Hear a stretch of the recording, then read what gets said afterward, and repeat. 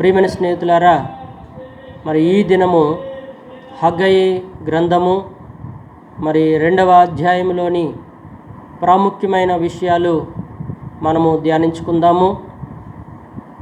హగ్గయి గ్రంథము మొదటి భాగములో మీ ప్రవర్తనను గూర్చి ఆలోచించుకొనుడి అని హగ్గయి ప్రవక్త ఇశ్రాయేలు ప్రజలకు, అక్కడ ఉన్నటువంటి యోధా వారికి హెచ్చరిక చేసి ఉన్నాడు. అలాగే 2వ భాగంలో దేవుని మందిర నిర్మాణము జరిగిస్తూ ఉండగా అక్కడ ఉన్నటువంటి ప్రజల మనస్సును, పెద్దల మనస్సును, రాజుల మనస్సును దేవుడు మార్చి మరి భయపడవద్దు, ధైర్యం తెచ్చుకుని పని జరిగించండి అని దేవుడు హగ్గయి ద్వారా ప్రజలను ఎంతగానో బలపరిచాడు. అలాగే ప్రియమైనటువంటి దేవుని బిడ్డలారా, ఈరోజు హగ్గయి గ్రంథము 3వ భాగము మనము ధ్యానించుకుందాము. ఈ హగ్గయి గ్రంథంలో 2 అధ్యాయాలు మాత్రమే ఉన్నాయి. అయినప్పటికీ ఈ హగ్గయి గ్రంథము అతి శ్రేష్టమైనటువంటి గ్రంథమై ఉన్నది. హగ్గయి అనగా పండుగని, మరి దేవుడి ద్వారా అక్కడ ఎన్నో అద్భుతాలు, గొప్ప కార్యాలు తెలియచేసినటువంటి ఆ సంగతులన్నిటినీ మొదటి భాగము 2వ భాగంలో మనం ధ్యానించాం. ప్రియమైన స్నేహితులారా, ఈ యొక్క 3వ భాగము మనం వినుచుండగా మీ మనస్సును ప్రశాంతంగా ఉంచుకొని కొద్ది నిమిషాలు దైవ సందేశాన్ని వినాలని ప్రభు పేరట మిమ్మలను బ్రతుములాడుతూ ఉన్నాను. హల్లెలూయా. హగ్గయి గ్రంథము 2వ అధ్యాయము 5వ వచనము. మీరు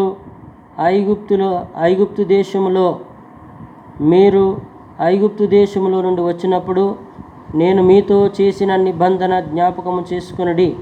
నా ఆత్మ మీ మధ్య ఉన్నది కనుక భయపడవద్దు అని మరి హగ్గయి ద్వారా అక్కడ ఉన్నటువంటి ప్రజలకు దైవ సందేశాన్ని అందించాడు. హల్లెలూయా.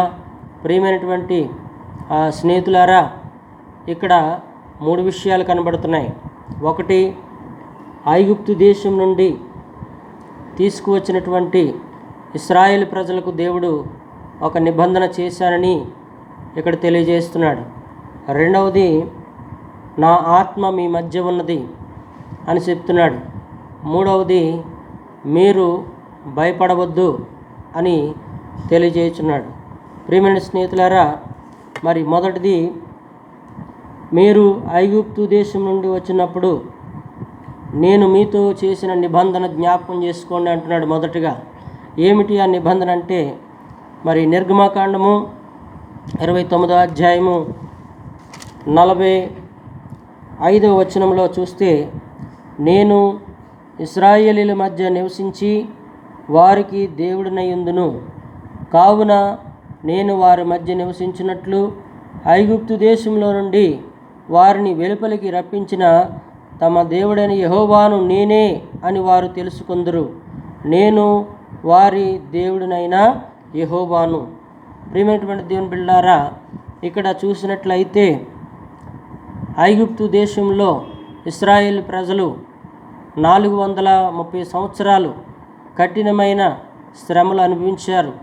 వారు బానిసత్వంలో ఉండగా వారు ఎంతగానో వేదన చెందుతూ, దుఃఖపడుతూ, రోదన చేస్తూ దేవునికి ప్రార్థన చేశాడు. ప్రార్థన చేసిన తర్వాత దేవుడు మోషే ద్వారా ఇశ్రాయేల్ ప్రజల్ని ఐగుప్తు దేశం నుంచి విడిపించి మరి ముందుకి నడిపించినట్లుగా మనం చూస్తున్నాం. కాబట్టి ప్రియమైన దేవుని బిడ్డలారా, మరి నీవు కూడా ఐగుప్తు లాంటి బానిసత్వంలో నువ్వు ఉన్నట్లయితే ప్రభువైన యేసుక్రీస్తు నామములో నీకు విడుదల కలుగునుగాక. ఆమేన్. హల్లెలూయా. కాబట్టి ఇక్కడ దేవుడు అంటున్నాడు, ఒక నిబంధన చేశాను. ఎందుకు చేశాడు నిబంధన అంటే, నేను ఇశ్రాయేలీల మధ్య నివసించి వారి దేవుడై ఉంటాను అని సెలవిచ్చాడు. అంటే ప్రియమైన స్నేహితులారా, ఐగుప్తు నుండి మరి వారు ప్రయాణం చేసినప్పుడు 40 సంవత్సరాలు మరి అరణ్య ప్రాంతంలో ప్రయాణం చేసినప్పుడు దేవుడు వారికి ఎంతగానో తోడుగా ఉన్నాడు. మొదటిగా ఎర్ర సముద్రము అడ్డు వచ్చినప్పుడు ఆ సముద్రాన్ని 2 పాయలు చేసి ఇశ్రాయేల్ ప్రజలు నడిపించాడు. తర్వాత పగలు ఎండ దెబ్బ తగలకుండా మేఘస్తంభము, రాత్రి అగ్ని దెబ్బ తగలకుండా, మరి మేఘస్తంభము అగ్ని దెబ్బ చలి తగలకుండా మరి అగ్నిస్తంభమును ఏర్పాటు చేసి ఇశ్రాయేల్ ప్రజలు నడిపించాడు. ఆహారం లేనప్పుడు మరి ఆకాశం నుండి మన్నాను కురిపించాడు. నీళ్లు లేనప్పుడు బండలో నుంచి నీళ్ళు ఇచ్చి ఇశ్రాయేల్ ప్రజలకు తోడుగా ఉండి నడిపించాడు. అందుకే దేవాది దేవుడు చెప్పాడు ఇక్కడ నిర్గమాకాండము 29వ అధ్యాయము 45వ వచనంలో, నేను ఇశ్రాయేలీల మధ్య నివసించి వారికి దేవుడినై ఉందును. మోషే ఎలాగైతే ఇశ్రాయేల్ ప్రజలతో నడుస్తూ వెళ్ళాడో అలాగే దేవాది దేవుడు కూడా వారికి తోడై ఉండి వారి యొక్క ప్రతి అవసరతను తీరుస్తూ వారితో పాటుగా ఉన్నాడు. ప్రియమైన దేవుని బిడ్డలారా, ఈరోజు నువ్వు వెళుతున్న మార్గంలో దేవుడు నీకు తోడై ఉంటాడు. నువ్వు ఎలాంటి పరిస్థితులు గుండా వెళ్ళినా దేవుడు నిన్ను విడిచిపెట్టడు. అందుకే చెప్పాడు యెషయా గ్రంథంలో, చూడుము నిన్ను నా అరచేతులతో చెక్కి ఉన్నానని, నిన్ను విడవను ఎడబాయినని వాగ్దానం ఇచ్చాడు. కనుక ప్రియమైన దేవుని బిడ్డలారా, ఇశ్రాయేలీయుల దేవుడు మన దేవుడు. ఆనాడు ఇశ్రాయేల్ ప్రజలకి తోడుగా ఉండి నడిపించిన దేవుడే నీకు నీ కుటుంబానికి తోడుగా ఉండి నడిపించును గాక. హల్లెలూయా. కాబట్టి ప్రియమైన దేవుని బిడ్డలారా, ఇక్కడ దేవుడు అంటున్నాడు, ఇదిగో ధైర్యం తెచ్చుకొని పని జరిగించండి అని హగ్గై ద్వారా అక్కడ ఉన్న ప్రజలతో మాట్లాడాడు. తర్వాత రెండోది అంటాడు, ఇదిగో నేను చేసినటువంటి ఆ యొక్క వాగ్దానమును మీరు జ్ఞాపకం చేసుకోండి అని మరొకసారి మాట్లాడాడు. తర్వాత రెండోదిగా మనం చూసినట్లయితే, నా ఆత్మ మీ మధ్య ఉన్నది. ప్రియమైన దేవుని బిడ్డలారా, దేవుని యొక్క ఆత్మ, పరిశుద్ధాత్మ దేవుడు మనతో పాటుగా ఉన్నాడు. పాత నిబంధనలో తండ్రి అయిన దేవుడిగా తోడుగా ఉండి నడిపించాడు. అలాగే కొత్త నిబంధనలో మరి పరిశుద్ధాత్ముడిగా ఉండి నడిపించాడు. కుమారుడని యేసుక్రీస్తుగా ఉండి నడిపించాడు. ఇప్పుడు మరి మూడవ యుగంలో, తండ్రి అయిన యుగంలో, కుమారుడైన యుగంలో, పరిశుద్ధాత్మ యుగంలో ఆత్మరూపుగా ఉండి దేవుడు మనతో ఉండి నడిపిస్తున్నాడు. హల్లెలూయా. కాబట్టి ప్రియమైనటువంటి దేవుని బిడ్డలారా, ఇక్కడ అంటున్నాడు, నా ఆత్మ మీ మధ్యలో ఉన్నది కనుక మీరు భయపడవద్దు. చూడండి, ఇక్కడ మరి కొన్ని విషయాలు మనం చూద్దాం. నా ఆత్మ మీ మధ్య ఉన్నది. మొదటిగా దేవుని ఆత్మ ఎక్కడ ఉందంటే, ఆదికాండము 1వ అధ్యాయం 2వ వచనంలో, దేవుని ఆత్మ జలముల పైన అల్లాడుచూ ఉన్నదంట. జలములు పైన అల్లాడుచూ ఉన్నది. ఆ ఆత్మ ఏం చేసిందంటే చీకటిని వెలుగుగా చేసింది. ప్రియమైన సహోదరుడా, దేవుని ఆత్మ నీ మధ్యలో ఉంది. దేవుని ఆత్మ నీతో ఉంది. దేవుని ఆత్మ నీలో ఉంది కనుక నీలో ఉన్న చీకటిని తొలగించి గొప్ప వెలుగుమయముగా నీ జీవితాన్ని మార్చగల శక్తి దేవుని యొక్క పరిశుద్ధాత్మకు ఉన్నది.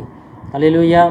తర్వాత రెండవదిగా మనం చూసినట్లయితే, మరి మత్తయి సువార్త 3:16లో యేసు ప్రభువారు మరి బాప్తిస్మం పొందిన వెంటనే ఆకాశము నుండి ఒక పావురము రూపముగా వచ్చి యేసు ప్రభువారి కొరకు సాక్ష్యం ఇచ్చింది. ఈయనే నా ప్రియమైన కుమారుడు, ఈయన యందు నేను ఆనందించున్నానని పరిశుద్ధాత్మ దేవుడు సాక్ష్యం ఇచ్చాడు. ప్రియమైన సహోదరుడా, మొదటిగా పరిశుద్ధాత్మ చీకటిని వేరు చేస్తుంది. రెండవది, పరిశుద్ధాత్మ నీ పట్ల గొప్ప సాక్ష్యాన్ని ఇస్తాడని తెలియజేస్తున్నాను. తర్వాత మూడవది చూసినట్లయితే, రోమీయులకు రాసిన పత్రిక 8వ అధ్యాయం 14వ వచనంలో, దేవుని ఆత్మ చేత ఎందరూ నడిపించబడుదురో వారందరూ దేవుని కుమారులై ఉందురు. హల్లెలూయా. ప్రియమైన సహోదరుడా, ఈ వాక్యము వింటున్నావంటే నీ అంతట నువ్వు వింటే అది సరిపోదు, కానీ దేవుని ఆత్మ చేత ప్రేరేపించబడి దేవుని వాక్యాన్ని విన్నప్పుడు దేవుడు తప్పకుండా నీతో మాట్లాడతాడు. అలాగే దేవుని ఆత్మ చేత ప్రేరేపించబడి దేవుని వాక్యాన్ని చదివినప్పుడు దేవుడు నీతో మాట్లాడతాడు. దేవుని ఆత్మ చేత నింపబడి నువ్వు ప్రార్థన చేసినప్పుడు దేవుడు నీ ద్వారా గొప్ప అద్భుతాలు కలుగజేస్తాడు. హల్లెలూయా.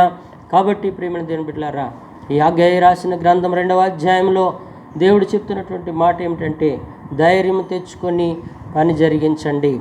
తర్వాత రెండవది అంటున్నాడు, ఐగుప్తులో నుండి వచ్చినప్పుడు నేను మీతో చేసిన నిబంధనను జ్ఞాపకం చేసుకోండి. తర్వాత కింద చదివితే మనం చెప్తున్నాడు, నా ఆత్మ మీ మధ్య ఉన్నది. దేవుని ఆత్మ మీ మధ్య ఉన్నది. రోమిలకు రాసిన పత్రిక 8:14 దేవుని ఆత్మ చేత ఎందరూ నడిపించబడుదురో వారందరూ కూడా దేవుని కుమార్తెలుగా ఉంటారని వాక్యం సెలవిస్తుంది. ప్రియమైనటువంటి దేవుని బిడ్డలారా, మీరు దేవుని ఆత్మ చేత నడిపించబడుతున్నారా లేదా? ఒకసారి మిమ్మల్ని మీరు ప్రశ్న వేయించుకోండి. దేవుని ఆత్మ చేత నడిపించబడుతున్నారా లేకపోతే దురాత్మ చేత నడిపించబడుతున్నారో ఒకసారి మిమ్మల్ని మీరు ప్రశ్న వేసుకోండి. దేవుని ఆత్మ చేత గనక నువ్వు నడిపించబడినట్లయితే నీ జీవితము గొప్ప వెలుగుతో నింపబడుతుంది. దేవుని ఆత్మ చేత నువ్వు నడిపించబడితే నీవు అనేకుల ఎదుట గొప్ప సాక్షిగా వాడబడతావు. దేవుని ఆత్మ చేత నువ్వు నడిపించబడినట్లయితే దేవుని కుమార్తెగా నువ్వు గుర్తింపు పొందుతావని దేవుని వాక్యాన్ని బట్టి నేను మీకు తెలియజేస్తున్నాను. తర్వాత రెండవది చూసినట్లయితే భయపడకుడి.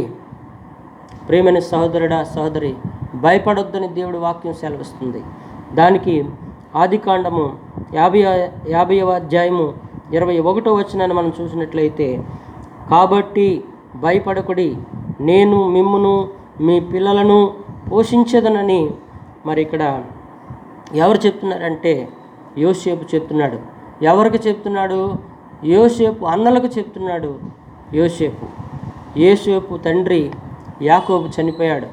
చనిపోయిన తర్వాత మరి కరువు కాలంలో మరి యోసేపు దగ్గరికి వారి అన్నలు వచ్చినప్పుడు అన్నలు యోసేపుని గుర్తించలేదు, కానీ యోసేపు తన అన్నలను గుర్తించాడు. తండ్రి చనిపోయాడు, కుటుంబము మరి అనేక ఇబ్బందుల పాలైపోయినప్పుడు యోసేపు అంటున్నాడు తన అన్నలతో, కాబట్టి భయపడకుడి, నేను మిమ్మలను మీ పిల్లలను పోషిస్తానని యోసేపు తన అన్నలతో చెప్పాడు. ప్రియమైన సహోదరుడా, సహోదరి, నీవు నీ కుటుంబ విషయంలో భయపడుతున్నావేమో, నీ బిడ్డల విషయంలో భయపడుతున్నావేమో, ఉద్యోగం లేదని భయపడుతున్నావేమో, సరైన వ్యాపారం లేదని నువ్వు భయపడుతున్నట్లయితే ఈరోజు ఈ సందేశము నీ కొరకే. భయపడకుడి, దేవుడు నిన్ను నీ కుటుంబాన్ని పోషిస్తానని వాగ్దానం ఇస్తున్నాడు. ప్రియమైన సహోదరుడా, ఇక్కడ మరి యోసేపుని తన అన్నలు ఎంతగానో చిత్రహింసలు పెట్టారు. ఆఖరికి చంపివేయాలని కూడా ఆలోచన చేశారు.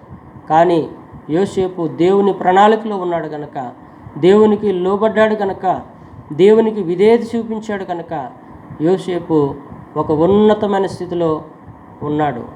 తన అన్నలు యోసేపు దగ్గరికి వెళ్ళి మరి ఆశించినప్పుడు లేదా యోసేపు దగ్గరికి వెళ్ళినప్పుడు యోసేపు తన అన్నలను పోషించడం జరిగింది. ప్రియమైన సహోదరుడా, నీ ఇంటి వారు నిన్ను గుర్తించట్లేదా? లేకపోతే నీ అన్నదమ్ములు నిన్ను తక్కువగా చూస్తున్నారా? లేకపోతే కించపరుస్తున్నారా? అయినప్పటికీ భయపడొద్దు. ఎందుకంటే యోసేపు ఎన్నో అవమానాలు తట్టుకున్నాడు, ఎన్నో కష్టాలు భరించాడు.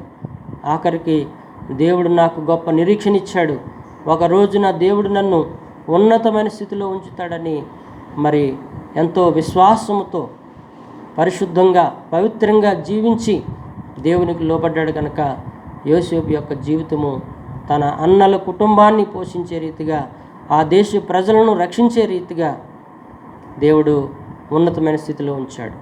ప్రియమైన సహోదరుడా, సహోదరి, నీవు కూడా దేవునికి లోబడినట్లయితే దేవుడు నిన్ను ఉన్నతమైన స్థితిలో ఉంచుతాడని ఈ వాక్యాన్ని బట్టి నేను మీకు తెలియజేస్తున్నాను. తర్వాత లూకాసు సువార్త 12:32 అంటాడు దేవుడు, చిన్న మంద భయపడొద్దు, చిన్న మంద భయపడొద్దు. ఈరోజును చూడండి, పెద్ద పెద్ద మందలు ఉన్నాయి, అనేక వేల లక్షల మంది సంఘాలతో నిండిపోతున్నాయి. కానీ దేవుడు అంటాడు, ఇదిగో చిన్న మంద భయపడొద్దు. సేవకుడా, ఓ సేవకురాలా, నీది చిన్న సంఘమని, ఎంతోమంది లేరని నువ్వు చింతిస్తున్నావేమో. చిన్న మందలో దేవుడు ఉంటాడు. ఎక్కడ 2 లేక 3 కూడి ఉంటారో వారి మధ్యలో నేను ఉంటానని ప్రభు వాగ్దానం ఇచ్చాడు కనుక నీ చిన్న మందలో దేవుడు తోడుగా ఉండి నిన్ను వెన్నంటి నడిపిస్తాడని ఈ వాక్యాన్ని బట్టి మీకు తెలియజేస్తున్నాను. ప్రియమైన సహోదరుడా, సహోదరి, నువ్వు ఎంతో పెద్ద మందలో ఉన్నానని గర్విస్తూ ఉండొచ్చు, కానీ ఆ కాపరి నిన్ను సరిగ్గా పట్టించుకోడు. అది మాత్రం వాస్తవం. నీ పేరు తెలీదు, నీ ఊరు తెలీదు, నీ కష్టం చెప్పుకోవడానికి అవకాశం ఉండదు. నువ్వు ఎక్కడి నుంచి వచ్చావో, ఎక్కడికి వెళుతున్నావో అక్కడ ఎవరూ కూడా గమనించరని ఈ వాక్యాన్ని బట్టి మీరు తెలుసుకోవాలి. కానీ ప్రభు చెప్తున్న మాట, చిన్న మంద భయపడద్దు. హల్లెలూయా. కాబట్టి మూడవది కూడా మనం చదివినట్లయితే ద్వితీయోపదేశకాండము 31వ అధ్యాయము 6వ వచనంలో మనం చూసినట్లయితే, మోషే 120 సంవత్సరాల వయస్సులో ఉన్నప్పుడు యెహోషువను పిలిచి యెహోషువతో చెప్తున్నాడు, యెహోషువ భయపడొద్దు, దిగులు పడొద్దు, ఎందుకంటే నాతో పాటు ఉన్న దేవుడే నీకు కూడా తోడుగా ఉంటాడని మోషే యెహోషువని ఎంతగానో బలపరిచాడు. ప్రియమైన సహోదరుడా, సహోదరి, ఇక్కడున్న విషయాలు మరొకసారి మీరు జ్ఞాపకం చేసుకోండి. హగ్గయి గ్రంథము 2వ అధ్యాయంలో మొదటిగా ధైర్యము తెచ్చుకొని పని జరిగించండి అన్నాడు. తర్వాత నేను ఇశ్రాయేలుకు దేవుడిగా ఉన్నాను, వారిని నడిపించినట్టుగా మిమ్మల్ని నడిపిస్తానన్నాడు. తర్వాత యెహోవా ఆత్మ మీ మధ్యలో ఉంది అన్నాడు. తర్వాత భయపడవద్దు అని ఈ వాక్యం ద్వారా దేవుడు మరొకసారి నిన్ను బలపరుస్తున్నాడని తెలియజేస్తున్నాను. కాబట్టి సహోదరుడా, ఈ అధ్యాయంలో ఉన్నటువంటి మాటలు దేవుని చిత్తమైతే మరొకసారి ఈ 2 అధ్యాయాలు మీరు బాగా చదవండి. అందులో మొదటి మాట, మీ ప్రవర్తనను గూర్చి ఆలోచన చేయండి. మీ వ్యక్తిగత జీవితం ఎలా ఉంది, దేవునితో నీకున్న సహవాసం ఏ విధంగా ఉందో ఒకసారి ఆలోచన చేసుకో. దేవుని మందిరం పాడైపోయింది. దేవుని మందిరం అంటే నీ హృదయము. దేవుడు చెప్తున్నాడు, మీరు దేవుని ఆలయమై ఉన్నారని మీరు ఎరుగురా? ఎవరైనా నా ఆలయమును పాడు చేసినట్లయితే నేను వారిని పాడు చేస్తాన్నాడు. ఆనాటి ప్రజలు దేవుని మందిరాన్ని పట్టించుకోలేదు. వారు సంపాదన మీద పడ్డారు, సంపాదించుకోవాలని ఆశపడ్డారు. కానీ దేవుడు వారి సంపాదన అంతా కూడా చెదరగొట్టి వేశాడు. పంటలు పండలేదు, వారి సంపాదన అంతా చిల్లు సంచిలో వేసినట్టు అయిపోయింది. కనుక వారు మరలా తిరిగి మార్పు చెంది దేవుని మందిరం కట్టడానికి వారందరూ కూడా పూనుకున్నారు. వారి యొక్క మనస్సును దేవుడు మార్చాడు. ప్రియమైన సహోదరుడా, సహోదరి, ఈరోజు దేవుడు నీతో మాట్లాడుతున్నాడు. ధైర్యం తెచ్చుకో సేవకుడా, ధైర్యం తెచ్చుకుని మందిర నిర్మాణం ప్రారంభించు. దేవుడు మనుషుల యొక్క మనసులు మారుస్తాడు.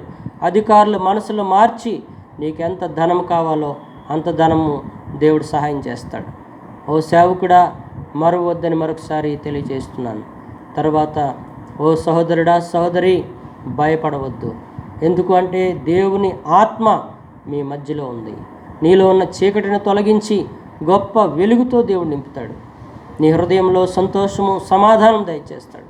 నువ్వు చేస్తున్న పని, వ్యాపారము, ఉద్యోగము, సమస్త కార్యములన్నింటిలో కూడా దేవుడు నీకు తోడై ఉండి నడిపిస్తానని ఈ వాక్యం ద్వారా మరొకసారి దేవుడు మాట్లాడుతున్నాడు. కనుక ప్రియమైన సహోదరుడా, ఈరోజు ఒకసారి ప్రభువైన యేసుక్రీస్తు శిలువను జ్ఞాపకం చేసుకో. ఆయన ఎందుకు వచ్చాడు అంటే, పరలోక మహిమను విడిచి భూలోకానికి ఎందుకు వచ్చాడంటే, నీ కొరకు నా కొరకు ఆయన ప్రాణాలు అర్పించడానికి వచ్చాడు. శిలువ మాను మీద ఆయన పరిశుద్ధ రక్తం చిందించి మన కొరకు ప్రాణాలు అర్పించాడు.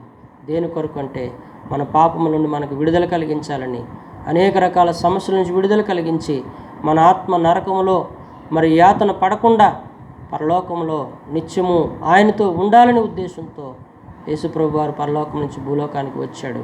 ప్రియమైన సోదరుడా, ఈ వాక్య సందేశం ద్వారా నీ మనసు మార్చుకో, నీ బ్రతుకును మార్చుకో, నీలో ఉన్న చీకటిని తొలగించుకొని గొప్ప వెలుగుతో నింపబడాలని ప్రభు పేరటి ఈ మాటలు మీకు తెలియజేస్తున్నాను. దేవుడి వాక్యమును మీ హృదయంలో భద్రపరచునుగాక. ఆమేన్. చిన్న ప్రార్థన. మహాపరిశుద్ధుడా, కృపగల దేవా, సర్వోన్నతుడా, నీకు వందనాలు. ఈ వాక్యమైనటువంటి కుటుంబాన్ని, వారి యొక్క ప్రవర్తనను సరిచేయండి అయ్యా. వారు నిర్మించే భవనాల విషయంలో, మందిరాల విషయంలో మీ సహాయం అందించండి ప్రభువా. వారు ఏ విషయంలో అయితే భయపడుతున్నారో ఆ భయమును తొలగించండి. ధైర్యము తెచ్చుకుని ముందుకు వెళ్ళే కృప దయచేయండి. ఎందుకంటే మీ ఆత్మ మా మధ్యలో ఉన్నది కనుక భయపడొద్దని మీరు సెలవిచ్చారు. ఈ వాక్యం వింటున్నటువంటి కుటుంబంలో ఉన్న ప్రతి సమస్యను యేసునామములో తొలగించండి. ప్రతి వ్యాధిని యేసునామములో తొలగించండి. ప్రతి కీడును యేసునామములో తొలగించండి ప్రభువా. వాక్యం విన్న కుటుంబంలో ఉన్నటువంటి వారి యొక్క బిడ్డల జీవితాల్లో ఒక నూతన వెలుగు కలిగించి గొప్ప ఆశీర్వాదంతో నింపమని ప్రభువైన యేసుక్రీస్తు నామములో ఈ ప్రార్థన సమర్పిస్తున్నాం తండ్రి. ఆమేన్, ఆమేన్, ఆమేన్. ప్రియమైన స్నేహితులారా, ఈ యొక్క 3 భాగాలు శ్రద్ధగా వినండి. ఈ సందేశాల ద్వారా మీరు బలపరచబడినట్లయితే మీ స్నేహితులకు, మీ యొక్క బంధువులకు ఈ సందేశాన్ని పంపించాలని ప్రభు పేరట మీకు తెలియజేస్తున్నాను. ప్రభు అని యేసుక్రీస్తు వారి కృపయు సమాధానములు మీకు తోడై నడిపించును గాక. ఆమేన్, ఆమేన్, ఆమేన్.